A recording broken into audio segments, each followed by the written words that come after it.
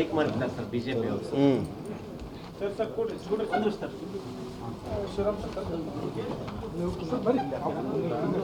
ಪ್ರಿಯಾಂಕಾ ಖರ್ಗೆ ಈ ರಾಜ್ಯದ ಒಬ್ಬ ಪ್ರಭಾವಿ ಸಚಿವರಾಗಿ ಬಹುಶಃ ರಾಜ್ಯದಲ್ಲಿ ಇವತ್ತು ಏನು ಬಿ ಜೆ ಪಿಯವರು ಯಾವುದೇ ಅಭಿವೃದ್ಧಿ ಇಲ್ಲದೆ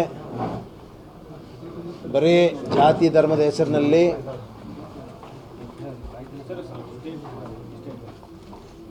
ರಾಜ್ಯದಲ್ಲಿ ಜಾತಿ ಧರ್ಮದ ಹೆಸರಿನಲ್ಲಿ ಎಲ್ಲೋ ಒಂದು ಕಡೆ ಈ ಸಮಾಜವನ್ನು ಹಾಳು ಮಾಡುವಂಥದ್ದು, ವಿಷ ಬೀಜ ಬಿತ್ತುವಂಥದ್ದು ಮತ್ತು ಬರೀ ಸುಳ್ಳು ಆಶ್ವಾಸನೆಗಳು, ಸುಳ್ಳು ಭರವಸೆಗಳು ಮತ್ತು ಎಲ್ಲೋ ಒಂದು ಕಡೆ ನಮ್ಮ ಸಿದ್ದರಾಮಯ್ಯವರ ಸರ್ಕಾರದ ಯಾವುದೇ ಅಭಿವೃದ್ಧಿಗಳನ್ನು ಸಹಿಸ್ಕೊಳ್ಳೋಕ್ಕಾಗಲಾರದೆ ಜನರನ್ನು ಬೇರೆ ತಪ್ಪು ಮಾಹಿತಿಗಳನ್ನು ಕೊಡೋದ್ರ ಮೂಲಕ ಎಲ್ಲೋ ಒಂದು ಕಡೆ ತಪ್ಪು ದಾರಿಗೆ ಎಳೆಯುವಂಥ ಕೆಲಸ ಇವತ್ತು ಬಿ ಜೆ ಪಿಯವರಿಂದ ಆಗ್ತಾಯಿದೆ. ಅದರಲ್ಲಿ ಪ್ರತಿ ಹಂತದಲ್ಲಿಯೂ ಕೂಡ ಅವರ ಏನು ತಪ್ಪು ಕೆಲವು ಮಾಹಿತಿಗಳನ್ನು ಜನರಿಗೆ ಕೊಡ್ತಾರೆ, ಅದನ್ನು ಪ್ರಿಯಾಂಕಾ ಖರ್ಗೆ ಅವರು ಭಾಳ ಬುದ್ಧಿವಂತರು. ಅವರು ಭಾಳ ಅಂಕಿ ಸಂಖ್ಯೆಗಳ ಮುಖಾಂತರ ವಾಸ್ತವಾಂಶಗಳನ್ನು ಈ ರಾಜ್ಯದ ಜನರಿಗೆ ತೆರೆದಿಡುವಂಥ ಕೆಲಸ ಮಾಡಿ ಸರಿಯಾದಂಥ ಕೌಂಟ್ರ್ ಕೊಡುವಂಥ ಒಬ್ಬ ನಾಯಕರಾಗಿದ್ದಾರೆ. ಮುಂದಿನ ಭವಿಷ್ಯದ ಒಬ್ಬ ನಾಯಕ. ಇವತ್ತೆಲ್ಲೋ ಒಂದು ಕಡೆ ಅವರನ್ನು ಟಾರ್ಗೆಟ್ ಮಾಡಿ ಎಲ್ಲೋ ಒಂದು ಕಡೆ ವಿರೋಧ ಪಕ್ಷದಲ್ಲಿ ಯಾರಿಗೂ ಕೂಡ ಧ್ವನಿ ಇಲ್ಲ. ಪ್ರಿಯಾಂಕಾ ಖರ್ಗೆ ಅವರಿಗೆ ಉತ್ತರ ಕೊಡುವಂಥ ತಾಕತ್ತೂ ಇಲ್ಲ, ದಮ್ಮೂ ಇಲ್ಲ, ಆ ಶಕ್ತಿನೂ ಇಲ್ಲ.